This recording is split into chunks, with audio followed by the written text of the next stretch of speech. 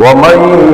يضلله فلا هادي له وأشهد أن لا إله إلا الله وأشهد أن محمدا عبده ورسوله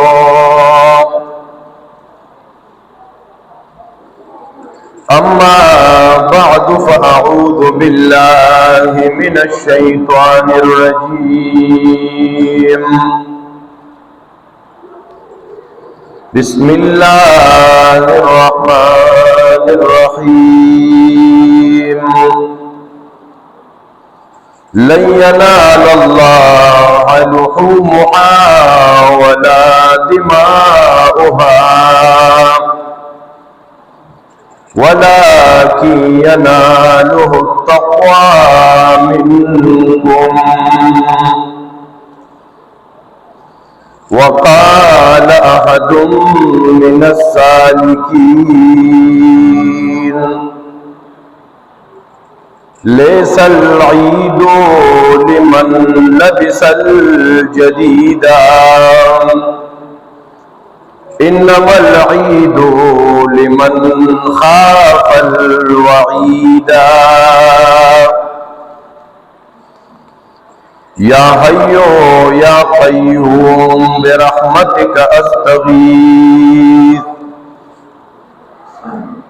محترم مسلمانانو نندکال 1447 لسم ذو الحج دی میاشتا ذو الحج بھی لکھی گی پدی وجہ سرا کہ پدی میاش کی ایام الحج دی ددین علاوہ سنگچی در رمضان المبارک آخری عشرہ اغدیر بابرکت تا پاغی کی لیلت القدر دی پاغی کی آخری عشرہ کے اعتکاف دی ندارنگی محترم دلوی اختر دمیاشتی دارنبے عشرہ دم دیر قیمتی عشرہ پدی عشرہ کی عبادتنا مسلمانانو تا متوجی دی یو پہارا عباداتو کی حج دی او حج د دین اسلام یو اہم رکن دی دا حج دی نو پدی کی عبادت مالیم دی نو پدی کی عبادت بدنیم دی گورا مسجدی نو دا صرف عبادت بدنی دی زکاة عبادت مالی دی ہو دا حج دا دی دوارو نا مرکب عبادت دی پدی کی بدنم کریگی نو پدی کی مالم لگی دا اتم ذو الحج نا حجاج کرام منا تزی بیا پنہم ذو الحج باندے عرفات تزی بیا په لسم د ذوالحج باندې مینا ترازی قربانی کوي او بیا ورپسې دا 3 ورځې دي دا د شیطانانو رشتو دي او بیا په دې کې طواف زیارت دي چې د طواف ودا ویل کیږي بس دا طواف ودا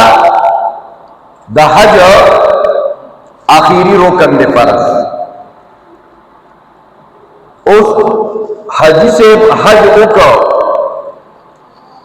نو دا حج چې دی نو دا یو عاشقانه عبادت هو دام پدې عشره کې حج دا یو عاشقانه عبادت دی یو طرف ته دا حج چې دی نو مالی عبادت هم دی نو بدنی عبادت هم دی نو دا حج چې دی نو دا عاشقانه عبادت هم دی ور دا موږ چې دی دا معشوقانه عبادت دی او حج دا عاشقانه عبادت دی عاشق معشوق کې فرق معشوق چې وی کنا هغه ځان مزین کوي پاک جامع سیکړ جامع چیرې د عاشق په نظر کې زخرا شم معشوق هغه ځان خسته کوي د عاشق دې خبرو ته پروا نه عاشق کوئی چیز معشوق کوي نه ما زما جامع دې خیر نه یا زما پیزار دې نه یا زری سرتور سره ما د مصطفی جامع لازم ده پاک جامع فرض دي د مصطفی پس خا پدې تو جامو کې موز نه کیږي نو موز چې دې نو دا معشوقانه عبادت دې کې بزان سنباله ښا موز چې کې کنا دا سي بني د تعالی اصحاب الوزي او بس راځه او ګډه بوج پروت دی او دا ورځوا مستبزان پاکه بدن په پاکه نو جامه په پاکه نو زیب پاک ساتي الله اکبر کبیره اس محترم حج څنګه عاشقانه عبادت دی پدې کې بستا د بدن د کپڑے توی غم غندلی شوی نه دوستین لباسونه په یو د خپل لا او ګډه پټ کړي دا په بل د خپل ستر د عورت پټ کړي دی نو خپل د خپل سر تور سر دزانه بخیری نه لرکه خوشبو بنه لګي ښا چې حرام دی وتړلو کنه نو خوشبو منه ده چې حرام دی وتړلو نو بیا محترم په خوشبو ولا صابون بلا سم دی وینځي دا خو چې عزیز کلزی او معتمر سیبزی چې دا خبره یادې دیبا خوشبو نه ټچ کوي دیبا دا ګیره نیره کې کار مار نه کوي چې وخته ته نه راوګورځي وخته به نه راشو کوي سرتور سر خیرن خچنا دی روان دی چغی وی لبیک و حدیث آہبا تاگا لبیک آوازون اوکا و مطلب باندے پوری کنا لبیک اللہم لبیک لا شریک لک لبیک ان الحمد والنعمت لک والملک لا شریک لک حدیث ابدا چگے ہوئی ارمان زپس اللہ تلبیہ ہوئی عاشقانہ عبادت دے دیوی ربا زتا پتواعت کی قتم ربا زتا پجمعات کی قتم ربا تامانا دا پیغمبر تابداری مختام ربا زعلت غرا ظلوما تران خپ شویا نو ربا زعسرو وقوما ننبات لبیک تجدید عہد تے ربنا النبات لبیک رب حاضر اسے نبا منافقت سر ہوائی چھے لبیک زحاضر ما اسے نچے پر رسمی توگا باندی ہوائی چھے زحاضر ما او چھے بیا راشو نو بیا بیرا جوری شروع کو لگا اخو یو پیرا دل خونا دی کیا دا منزنو نبات لبیک دا احرام نکلا اترلنو لبیک دا خپل رب سره یو وعده ده د حاضرې لګولو رب نن نبات به زه حاضر یم لبیک اللهم لبیک لا شریک لک لبیک په دې یو پیره کې څو پیرې ویل دي سونا مسلمانان حج د پاره تلی د تمام عالم اسلام نا دا د دې میاش په خاص عبادت کې دي. الله رب العزت دې د ټولو حجاج کرامو حاضری قبول کړي او الله رب العزت دې ورته د لبیک لبیک ناری دا قبول کړي. ځکه حج په عبادتو کې مشکل عبادت دی او دا پنځره د خوري سختي یا پرونه وقوف بالعرفات. محترم مسلمانانو اس حجاج کرام دی لاړو احرام وتړو د بیت الله نګیر چا پیر طوافونه وکړه بس طوافونه وکړه عمره وکړه حج وکړه ځان سره زمزم راوړو بس کیسه ختمه شو. نجی ننا علامہ اقبال وہی ظاہرین کعبہ سے کوئی ای پوچھے اقبال اے لگ دا حجانو نہ تپوسو کے کیا حرم کا تحفہ زمزم کے سوا کچھ بھی نہیں. آیا دا حرم تحفہ صرف زمزم کے سوا نا پا حج کے خوڑیر سبکو ندی. حجاج کرام اغیبہ دادری رضی بعد داری با واپسی شروع شي نو چې دا سبق ذهن نشین سی زرا غلیوما اول نمبر کې د لبیک چغې میواله ویم چې دا رسمي توګه باندې نه یم چې دا په منافقانه انداز کې لړل اخلاصا زرا زیری لګوم چې لبیک بیا چې اذان کیږي جمعات کې حاضر امام چې غمرا تر راغی د پیغمبر طاعت حاضر امام خادرہ قرار آلا چې د پیغمبر طاعت حاضر ما لبیک چې حاضر ما بیا زلالم طواف وکاو د خانقابینا زکا دا الله حکم دی وَلْيَطَوَّفُوا بِالْبَيْتِ الْعَتِيقِ دا خلق بغیر چاپی رکھاویگی نو صرف د خانقابینا دبل زینب بغیر چاپی رکھاویگی اسینا تو واپسے کراشی و بیا دا یو دربار نگیر چاپی رکھاویگی اسینا تو واپسے کراشی بیا دا قبر نگیر چاپی رکھاویگی نہ تاویدل صرف د خانقابینا لکھا دی سرا سرا دی طواف سرا سرا اے حاجی صاحبہ تا حجر اسود کو لو عمر ابن خطاب رضی اللہ عنہ حجر اسود کو لو نو حجر اسود توئی اے حجر اسودا قسم می دی پالا ما تا پتا دا چتا یو کانے تاکہ نپا نقصان نشتا چیزو تا قل کما نو مال بتا سے فیدہ راکی او کتا تا قل نکم نو تو مال سے بدری را ہو رسے ٹکار بلا را کی نما تا پتا دا چتا نپا نشے ورکولے نو ضرر استا اختیار کی نشتا خطا زخ قلوما نو اولی دخ قلوم ما نبی علیہ السلام لی دلیو چتی خل کرے وین کہ چرتا نبی علیہ السلام تنوی خل کرے نو ما قبلتو کا ابدا ما بچری تنوی خل کرے نو اسینا التر حجر اسود خلو او چه دلتا کراشا نو خزیخ کلے خزیخ کلول ناروا دی خواه مسئلہ زان کو یکوے گورے تا مسئلہ تاو سبل زی نمی لاوی اولی بل زی زکا نمی لاوی گی سرد پجکینا سرد پوینا دقبل استاز دقبل شیخ او دا مرشد دا قبر کانی مخکولی نو خزیم مخکولی دا ناروا دی یو کتاب پیلی جواز نشتا انہوں نے خزمونگا ناس بیان خوری کنا چی پا معاشرہ کی کمونگی کمی کو تاہی جگہو نچیر لیشی بس علیکہ دن بتاسو قربانے کرے اور تاسو تاستو والا جنتون اللہ کی مبارک پوشے کہ سود کے کدا خوری سر گیرہ کرے دا کہ حرام خوری کرے شوط اخلی جانے دو دا پا کی مٹا چکاوا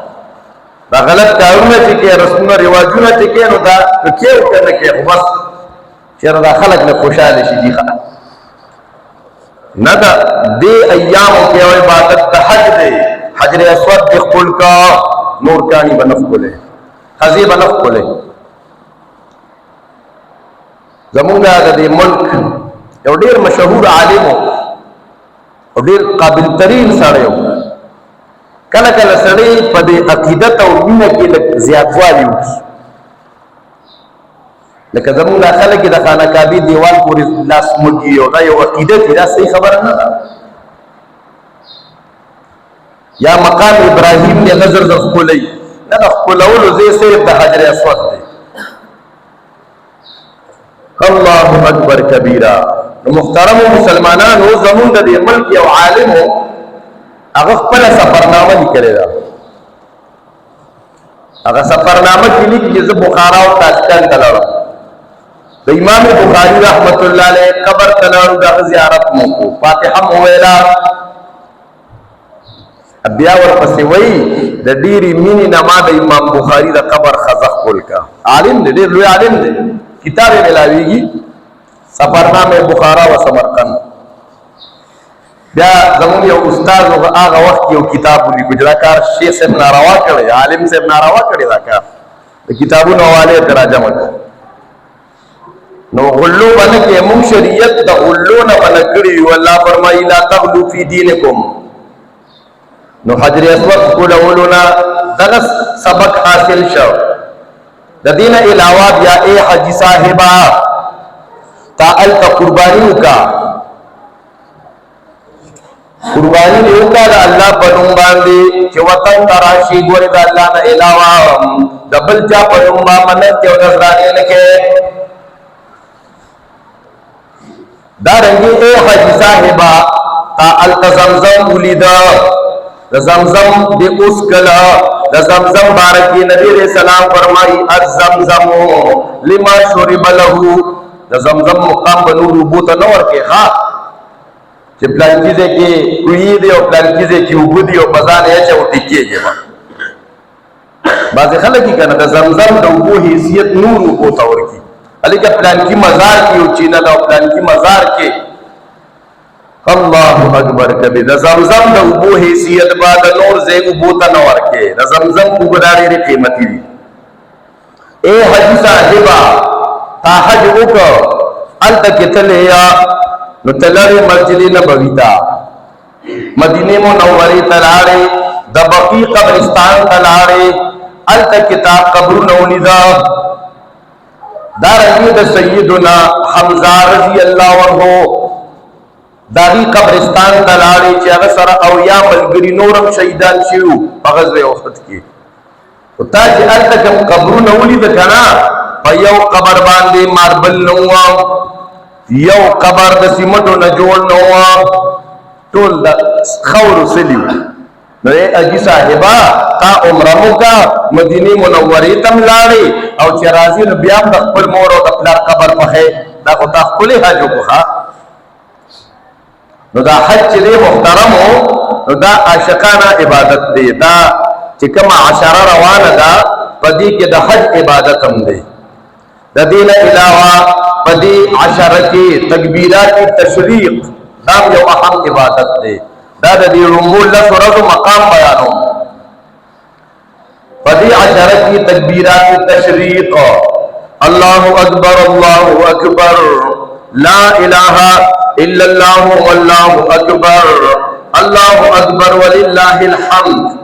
دا په بالغ نارینه‌و باندې، زنانو باندې، مسافر باندې، مقیم باندې، کزان ته مسکی که د جمع مسکی دا ټول باندې واجب دي. ښه پدې کې ځان ته یو سبق دی الله اکبر مخکې په زړه کې د بل چا د لوی نه متاثر وي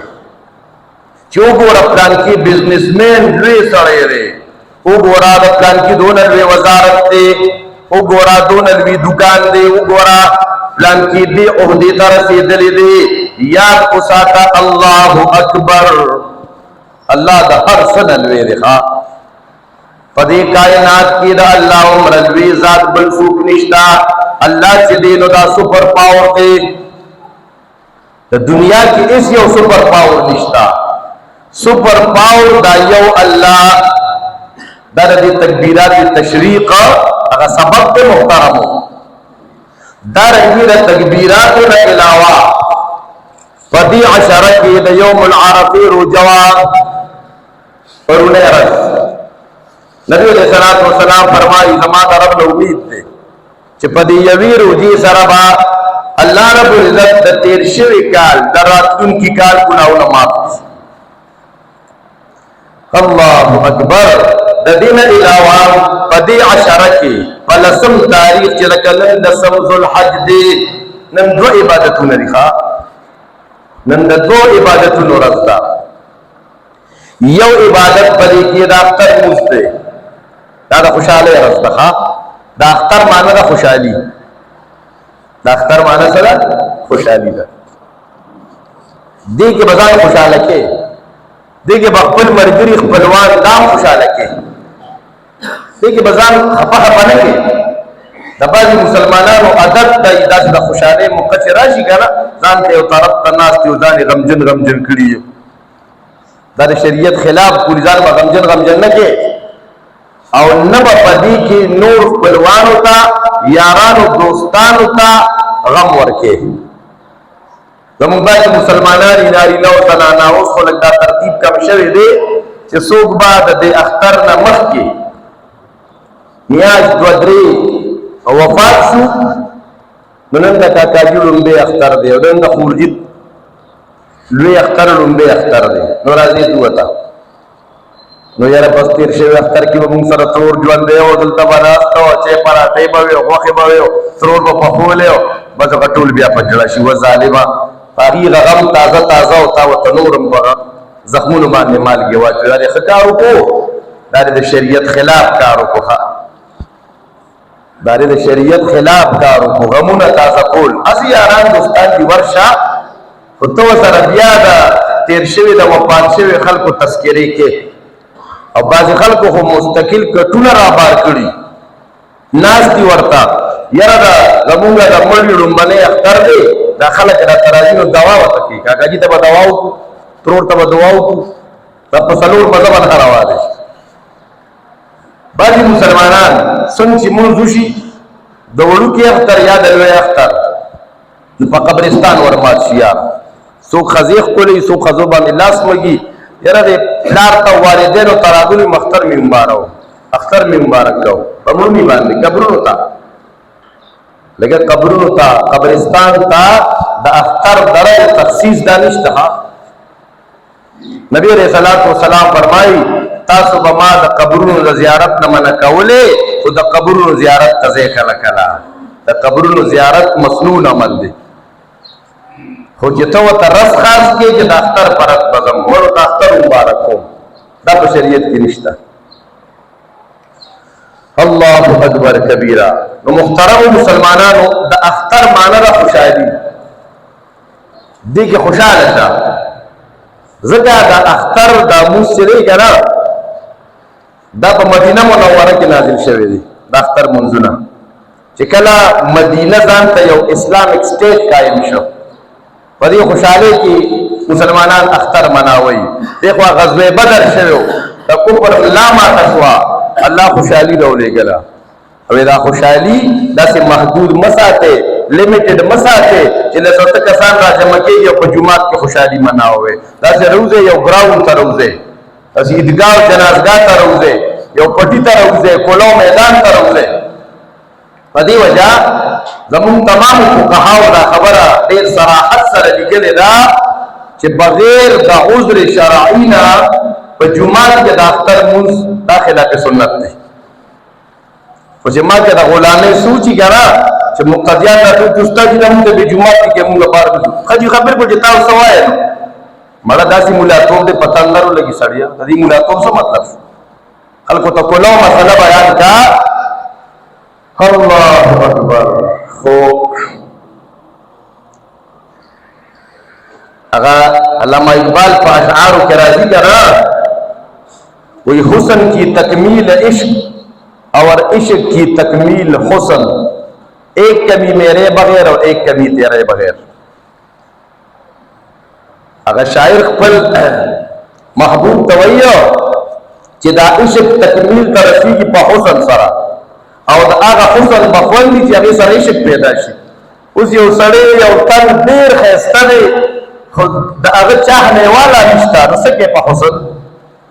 دی خو یو تن په هغه کې ډېر د عشق جذبه ده، خو حسن ورته نشته. نو ایک کمی میرے بغیر ایک کمی تیرے بغیر. نو څه کمی زمونږ د عوام الناس مسلمانان یا او څه کمی پکې زمونږ یا چې زه مولوي صاحب یم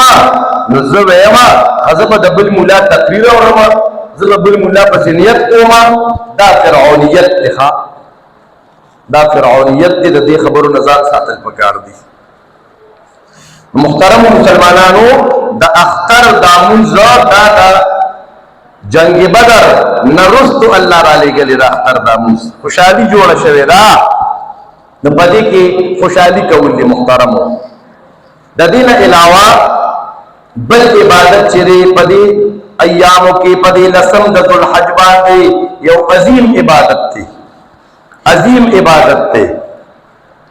او ډېر پخوانی عبادت دی. د سیدنا ابراهیم علیہ السلام اخلاص مناوی یو سپورے دون اخلاص کړی. ابراهیم علیہ السلام خوب ولیدا. نو په دې مسله بزان پوهه کو د پیغمبرانو خوب دا وحی ښا د یو بزرگ د ولی د خوب هغه حیثیت نشتا چې د کم د نبی د خوب حیثیت دی. د پیغمبرانو خوب دا وحی د بل چا خوب باندې احکام نشي صادرې دي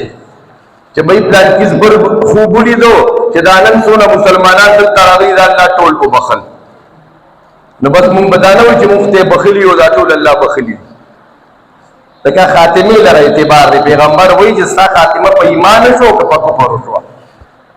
دا تاسو به کله کله دا کیسې اورئ، د ډېرو خلکو دا کیسې اورېدل ولا خوند ورکوي. څوک دا کیسې کوي بزرګ مرشن و بل بزرگ پا خوب کیو لیدا. نو بزرگ ورطویلا چه رب دا سرسو معاملو کا وی ما پر دوا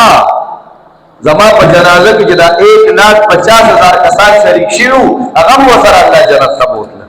وی دا جدا بابا کلی خیرات تیسا چه بزرگ خوب لیدا و تا جنت ترارے. دا کسی کتاری دی خوب دا انبیاء وحی دا ابراہیم علیہ السلام خوب لیدا. خوب بچی تا بیانی اے بچیا خوب کی میں تو اولی دے زتا زبح کوم نو داسی قابل ترین بچی دے ورطوئی ابا جانا یا اب افعل ما تومر اے ابا جانا چتا تا درب دا طرفنا کم حکم دے اغفورا کوا. فلما اسلما وتلہو للجبین چدا کم خلق دا انبیاء کرام معجزین منی دا انبیاء خلافی اغی ویا دلتا کی دا ذبیح چی دے نو دا اسماعیل ندے دا اسحاق دے. دا غلط خبر رکھا دا یہودی روایات تی. دا قرآن کریم میں دا معلومی گی دا اسماعیل علیہ السلام. اسماعیل علیہ السلام منا تبوت لو. ابراہیم علیہ السلام چاوتے رکڑے را. ابراہیم علیہ السلام سترگی پٹی کی چاڑی دزوی پا مریبانی کی خودا او بچی کنا نسترگی وطنشی غڑولی نسترگی پٹی کی اور بسم اللہ اللہ اکبر گران کارن دیا بیا کم بچی چی دا ربنا پا دواگانو سر غف دیا او آغا بچی دا سے قابل شو کار کولو تورا سیدا. نو ابراہیم علیہ السلام و بچی بانی چاڑک دی دیر گران کار دی گوارے خواہ دا ابراہیم علیہ السلام دا اللہ تابداری دا دا عقید ابراہیمی دا اللہ طاعت کول. پدی وجہ علماء ذکر کری قربانی دا یادگار ابراہیم پتو گمونگا مناوو دا دی دا قبولیت دا پارا عقید ابراہیمی پکار لگوارے کہ عقیدہ ابراہیمی نہیں ہے دا قربانے دی اس ویلیو نشتا گوارے. تو محترم ہو ابراہیم علیہ السلام دا بچی پا سٹ باندی چاڑ کی خدا اللہ رب العزت ملائک روڑے گل اسماعیل راخ کر او اللہ یو گدوری ملائک تویدہ و قسم لویدہ غلطا ابراہیم چاڑرہ کاجی ابراہیم علیہ السلام وی کدا ما بچی ذبح کو بسم اللہ اللہ اکبر اویلا او جسترگی اوغانا ولی نو گڑا لال شریخا اللہ وتوی اے ابراہیم قد صدقت الرؤیا تا خوب رشتی نکو. دا یو عظیم او لوی امتحانو او الله وی ابراهیم ستا دا یادګار مې رستنو خلقو د پاره د قیامت د ورځې پورې دا یو یادګار پرېښودو. دا د ابراهیم علیه السلام اخلاص و. علما وایي چې دا نن مونږ قرباني کوو که نه، نو چې زمونږ ذهن کې دا وي زه خو نن څاروی حلالوم، خو که چېرته ما ته د رب ذوالجلال د طرف نه حکم د بچي وي نو ما به قابل ترین بچي هغه ذبحه کو، دې له هم زه تیار وم. بیا محترمو قربانۍ خو ډېر جزئیات کې خو اهمې خبرې چې زموږ ډېر مسلمانان هغې کې په مغالطه کې پراته دي. مونږ کله کله چا نه تپوس وکړو قرباني به کوئ وایي یا قرباني به کوو. دا قرباني تاسو د چا له طرف نه کوئ پته ورته نه دي، بس مونږ خو ټول فیملي ده نو یو حصه مو بل چا سره نیولې ده، دې خبر نه دی. قرباني د چا دا مسله ګورئ ډېره اهمه ده، په دې ځان پوه کړئ. د قربانۍ لپاره نیت لازمي دی چې ستا نیت وي دا قرباني د چا نه ده، دا د کور د سربراه په هغه قرباني واجب وه نو دا د هغه قرباني ده، که دا د هغه په زوی باندې لازم وه نو دا د هغه قرباني ده، که دا د هغه په ګیندو کې په یو کور باندې لازمي وه قرباني نو دا د هغې قرباني ده، که دا د دې سربراه لور مالداره وه دا د هغې قرباني ده. رګي دا پته خو راته نشته، په فیملي کې اوته کسان دي اپل دا مونږ ټول مشترکه یو حصه نیولې ده، دا د چا له طرف نه په چا لازم ده. دا ګورې ډېرو خاندانونو کې داسې شته، دا خو څو کاله بیان شو الحمدلله نو څه ناڅه پته ولګېده، خو ډېرو ځایونو کې چې خلک آخر کې صرف هغه مونځ ته درته راځي زیري لګوي او بیا کله کله هغه اعتراض هم کوي. دنیا کې داسې خلک شته که نه، دا علماء کرام نه دي، دا خلکو هر ځای کې ټارګېټ کړي، په کلینګ کې دا ټارګېټ دي، په ابجیکشنز کې دا ټارګېټ دي، او دا د دهریو، دا د لیبرل خلکو، دا د کمیونستو خلکو، دا د ایتیستو خلکو، دا د یو طریقې واردات دي. راشه دي مسلمانانو ته د عالم بدنام که دې وله ټارګېټ کا. نو تاسو ګورئ نه لاس بل شانتې هلکان به یي کسان به یي یاره د منبر نه د امن خبره نه کېږي، ای ملګري د منبر نه د امن خبره کېږي، خو ته اخري رکعت ته راشې نو په اخري رکعت کې وله د امن خبره نه کوي، دا خو په تقریر کې د سره شروع شي. دا یاد ساتئ محترمو، خپل علماء کرام چې هر څنګه علماء کرام وي چې د قرآن او سنت خبر درله کوي، تابعداري یې کوئ، په حق کې ورسره ملګرتیا کوئ، تپوس به کېږي. ستا د جومات امام دی، ستا د مدرسې عالم دی، ستا د محلې عالم دی، قدر یې کوه، احترام یې کوه، دې سره به د تحریت او د الحاد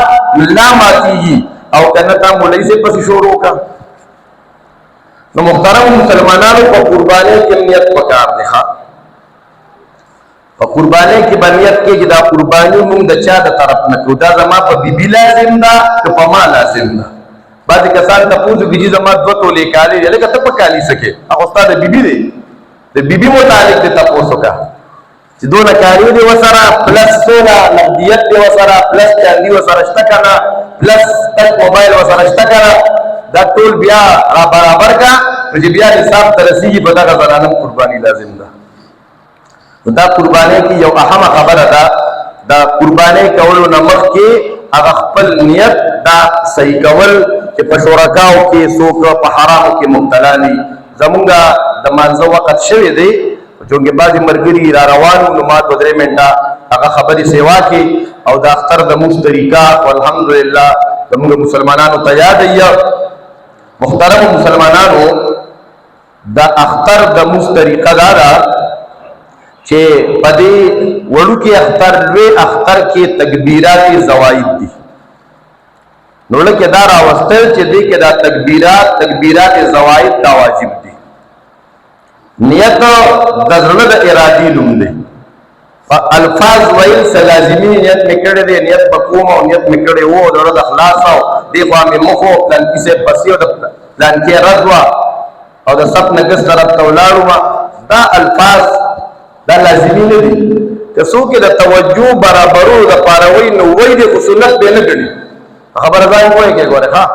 بعض خلک دې په کې اوس نیت نه مني خدا په قیامت ورځ را روانه ده کنه چې تا الزام ولګاو چې څوک نیت نه مني دا مسلمان نه کې مغاړي ټول نن بیان خو په نیت باندې وشو نو محترم نیت د زړه ارادي نوم دی نیت برابر شو امام صاحب وی الله اکبر بیا ثنا ویل شي د ثنا نه بعد 3 تکبیرات دي الله اکبر لاسبا خطه ساتو ځوړن بیا الله اکبر بیا الله اکبر بیا فاتحه ویل شي سورت به ویل شي رکعت به شي دویم رکعت ته پاسي نو فاتحه او سورت چې ویل شي نو داغه نه بعد 3 تکبیرات دي دای نه بعد 3 تکبیرات دي نو بیا رکوع تکلیل دي او بیا هغه شان رکعات مکمل کول دي محترم مسلمانانو په دغه ترتیب سره موږ مسکو صفونه برابر وي